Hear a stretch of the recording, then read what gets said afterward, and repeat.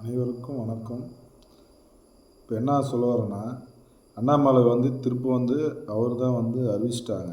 அதெல்லாம் ஒன்றும் இதுக்கு மேலே நம்ம கட்சியில் இருக்கிறது பயப்பட வேண்டிய தேவையில்லை. அவர் தான் திரும்ப 3 வருஷம் அவர் தான் அண்ணாமலை தான் 26ல் எண்ணி வச்சுக்காங்க. அவர் தான் நம்மளுக்கு ஜெயிக்கிறதும் அவர் தான், சிஎம்ஏ அவர் தான். ஆனால் நிறைய பேர் தாமரை மலர்வான்னு முட்டாள் பசங்க மாதிரி பேசுகிறாங்க. அவங்க பேசலாம் நம்பாதீங்க. எப்பவுமே நம்பிக்கை தான் வாழ்க்கை. நம்பினா தான் எல்லாமே ஜெயிக்க முடியும். ஒரு மரத்தில் ஏறினா கூட நம்ம மரத்தில் ஏறினோன்னா கயிறை பிடிச்சி ஏறினா தான் ஏற முடியும். சும்மா எவனாலையும் கீழே நின்றுக்குன்னா மேலே ஏற முடியாது. முயற்சி பண்ணணும். அதே மாதிரி நம்ம கட்சியில் இருக்கிறவங்க, பிஜேபியில் இருக்கிறவங்க ஒற்றுமையாக இருந்து செயல்பட்டு ஒற்றுமையாக இருந்து வேலை செஞ்சிங்களே கண்டிப்பாக ஜெயிக்கலாம்.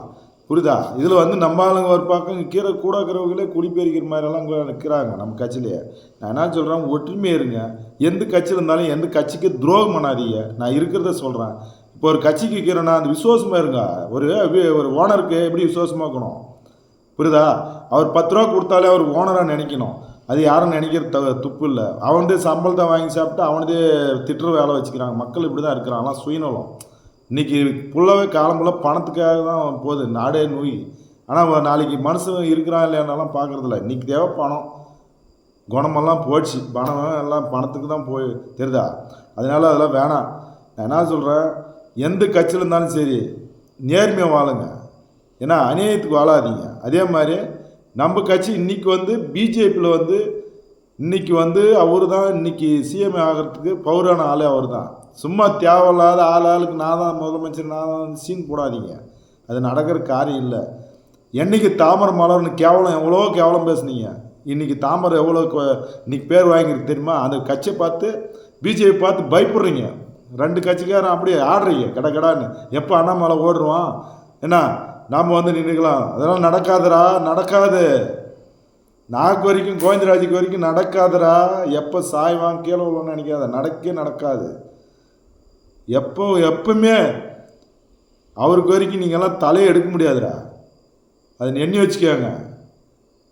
சும்மா நீங்கள் சீனை போட்டுக்கின்னு ஏமாத்தினுங்க 2 கட்சிக்காரங்க ஏமாத்தினு காலம்புள்ள இந்த பக்கம் அப்போ என்ன சொல்கிறது, அம்மா கவச்சு அப்பங்காட்ட போகிறது இந்த மாதிரி மக்களுங்கிறாங்க. உடனே உனக்கு ஒரு வருஷம் கொடுத்தா அவளுக்கு ஒரு வருஷம் ஓட்டு. இங்கே பாருங்கள், மக்களுக்கு நான் சொல்லிக்கிறேன், ஃபஸ்ட்டு நல்ல மனுஷனை தேர்ந்தெடுங்க. இந்த 4 வருஷத்தில் நாசனமாக போச்சு. நாடே நாசனமாக போயிட்டு இருக்குது. அவன் குடிக்கு அடிமை ஆகிட்டான். எவ்வளோ கற்பழிப்பு, சின்ன பொண்ணு கற்பழிப்பு, இந்தான கொள்ளை, தேவையில்லாத பிரச்சனைங்க, அங்கேயே வெட்டு குத்து, இவ்வளோலாம் நடக்குதுயா. இந்த மக்களுக்கு கொஞ்சம் கூட புரிஞ்சிக்கிறதில்ல. அந்த பணம் எங்கே ஓசியில் கிடைக்குதோ, எங்கே ரேஷனில் அரிசி பிரியா போடுறாங்களோ இதெல்லாம் நினைக்காதீங்க. ஓசியில் எப்போ போடுறான்னா அவனை யாரும் நம்பாதீங்க. அவ்வளோதான் நான் சொல்லுவேன். கரா நம்பு. வாசாமி கசாப்புக்காரன் கணக்கு தான் அவன். வளர்க்குறவன் நம்பாது, ஆடு வெட்டுறவனை தான் நம்பும். அது மாதிரி அவன் கசாப்புக்காரன் நம்பாதீங்க. நான் அவ்வளோதான் சொல்லுவேன். கசாப்புக்காரன் என்ன பண்ணுவான், புனாக்கு வாங்கி கொடுத்து காலில் வெட்டிடுவான். அது மாதிரி தான் உங்களை வெட்டிடுறான். இப்போ கூட டிஎம்காரன் ஓட்டை வாங்கினான் வெறும் 500 1000 கொடுத்து. இன்றைக்கி கொள்ளடிச்சானா கோடி கணக்கில். நீங்கள் நடுத்தேர்தல் தான் பிச்சு தான் எடுக்கணும். மக்கள் ஓட்டை போட்டு அவன் சாமியே ஓட்டு போடுன்றான். ஏன் ஓட்டு நீங்கள் திரும்ப கும்பிட்றானா? கும்பிட்றதில்ல எவனும். நாட்டில் எவனாக இருந்தாலும் சரி மரியாதைக்கு கொடுத்து மரியாதை வாங்கணும். தகுதி இல்லாதவங்கெல்லாம் தலைவர் இருக்கிற தகுதியே கிடையாது. வீட்லேயும் அவ்வளோதான். தகுதிக்கிறவன் தலைவரெல்லாம் ஒதுக்கி போயிட்டே இருக்கணும். என்ன சொல்கிறேன், யாராக இருந்தாலும் சரி தரமாக இருந்தால் தகுதிக்கு வரலாம், இல்லைன்னா ஓரம் கட்டி போயினே இருங்க. அதை விட்டு சும்மா இருக்கிறவனை வச்சு வேலை வாங்கினு டென்ஷன் பண்ணாதீங்க. புரியுதா? பிடிச்சா பழகு, இல்லைன்னா ஒதுக்கி போயிட்டே இரு. மக்களுக்கு நான் எச்சரிக்கிறது என்னென்னா, அனைவரும் 26ல் நம்ம மோடிஜியும் அண்ணாமலையும் அவருக்காக பார்த்து தயவு செஞ்சு ஓட்டு போடுங்க. அவர் சிறப்பாக வருவார். இப்போ அவர் யாரை தூக்குறதுக்கு யாரும் அந்த பவர் கிடையாது. மக்கள் யாருனாலும் தூக்கலாம். அவருக்கு இப்போ இன்னும் கொஞ்சம் நல்லதாக நடந்துச்சு எங்களுக்கு பிஜேபிக்கு. அவங்க தூக்கலான்னு சொல்லி முடியவே முடியாது. அதுதான் நான் சொல்கிறேன், அடித்து சொல்கிறேன். கவலைப்படாதீங்க, எந்த மக்களும் கவலைப்படாதீங்க.